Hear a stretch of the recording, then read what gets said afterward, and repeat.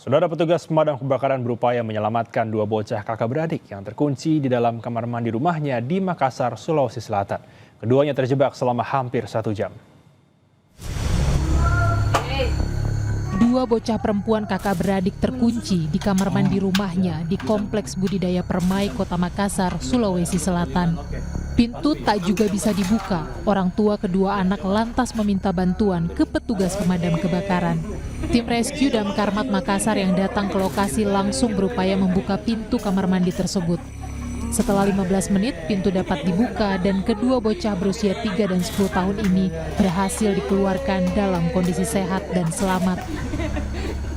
Tadinya orang tuanya berusaha untuk membuka sendiri, tetapi sudah berselang berapa menit, mungkin setengah jam tidak berhasil. Proses penyelamatan membuka pintunya itu sekitar 15 menit. Ya, jadi bukan di kuncinya yang kita buka, tetapi engsel pintunya yang dibuka. Kita buka karena kita takutnya merusak. Jadi kita buka engselnya saja yang kita buka paksa. Setelah terbuka baru adik-adiknya bisa keluar dengan selamat tanpa ada lecet sedikit pun.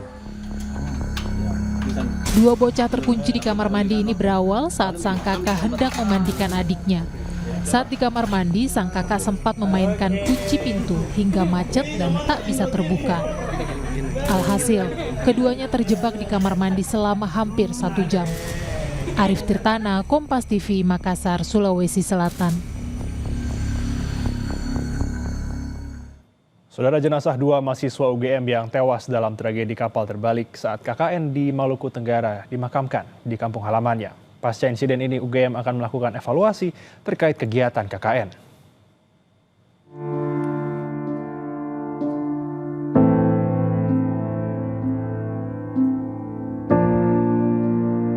Duka menyelimuti kediaman Bagus Adi Prayogo, mahasiswa UGM yang tewas dalam insiden kapal terbalik saat KKN di Maluku Tenggara.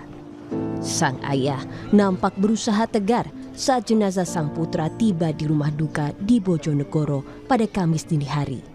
Ratusan pelayat dari warga dan kerabat mengantar kepergian Bagus ke tempat peristirahatan terakhirnya.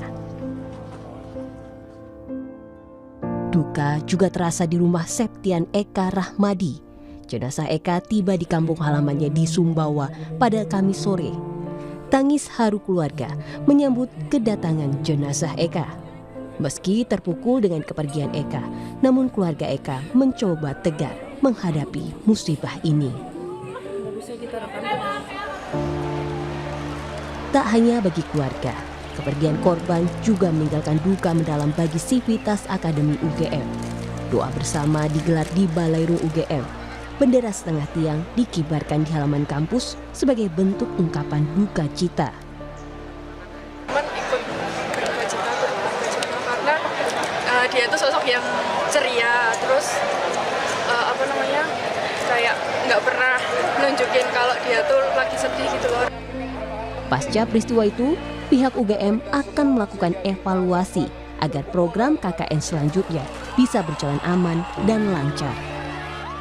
Evaluasi dari sisi kenapa itu terjadi, bagaimana pembenahan ke depan yang lebih baik. Dan kami terbuka atas input, terbuka atas catatan, karena bagaimanapun kita mencintai prinsip kemanusiaan itu. Dan atas dasar itu ya tentu kita akan terus benahi beberapa aspek safety itu. Musibah ini terjadi pada 1 Juli lalu ketika 7 mahasiswa KKN dari UGM bersama warga melakukan pengambilan pasir di Pulau War, Maluku Tenggara untuk revitalisasi terumbu karang. Naas saat perjalanan kembali kapal mereka terbalik karena gelombang pasang.